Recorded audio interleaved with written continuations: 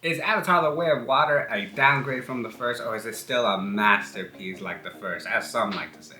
Now, before we get into this video, if you haven't seen The Way of Water, then I would say stop this video right now because I will have some spoilers, and then after you watch it, you can go ahead and come back. What is going on, y'all? My name is If. Today we're going to talk about the pros and cons of Avatar: The Way of Water, and we're going to start off with Jake Sully. In the first film, Jake Sully was kind of an idiot, honestly. He was very dumb. He had a lot of dumb moments in the first film. But in this movie, he's very, very heroic. He's more mature now that he's a father. Now he's a daddy. That adds on to his maturity. He doesn't seem as generic or dumb. He actually has charisma. Nothing really made us care for him in the first film, but in this one, now that he has kids, we actually have a reason to root for him now. But that still didn't stop me from wanting to slap him across the face because he was running away from the fight. And then only until later, he's like, okay, yeah, I'm not gonna run away this time. So he's kind of lacking leadership qualities in that sense, but also at the same time, you could see it as it's part of his growth. Number two, The Way of Water has more likable characters other than the lead, in this case, the supporting character.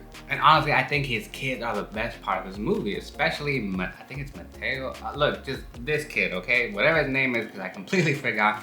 He was the standout. He stole the show for me in this movie. He just brings the feeling of being an outcast, something the first one really needed because Jake Sully was the outcast, but you didn't feel as if he was the outcast. And Jake Sully's kids made you feel bad for him even more because they just cannot stay out of trouble. They're in a part of Pandora where they're all outcasts. That is like their last hope. Their last hope for Sully to save his family, and these kids cannot keep it together, man. The whole time you're like, Sully, get your kids, man. They got in trouble so much, Sully was probably regretting to have kids with Neytiri. After so many years, he was probably like, damn, man, Pandora needs some comment. Number three, I'm gonna say the villain was slightly better in this one. It's not a huge improvement, just a few moments here and there. General Quartridge, whatever his name is, he's still that cartoonish villain that we saw in the first one. I think his quest for revenge is further elevated after you see the first film, because his mission is no longer something that has to do with working alongside with the corporation.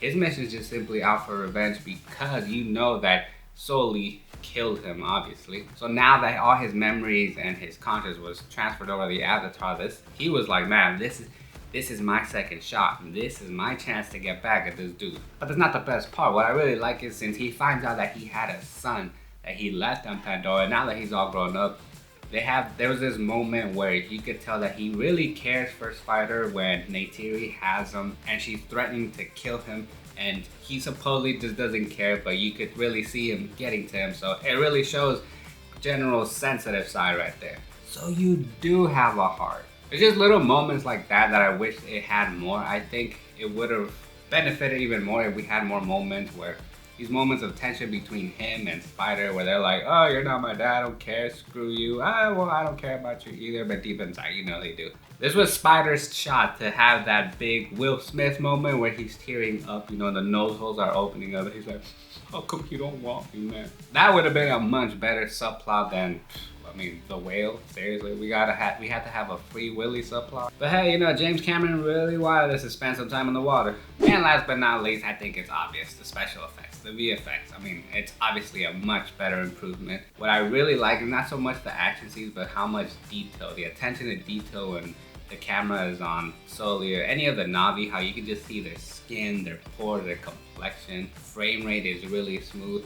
There were a few scenes here and there where it wasn't as rendered and there wasn't as smooth as the rest, but for the most part it was a huge improvement. And of course that water, James Cameron, he loves that water. Water looks smooth, water looks real. I don't know if all this water is actually real and then everything else is just special effects, or if the water was recreated.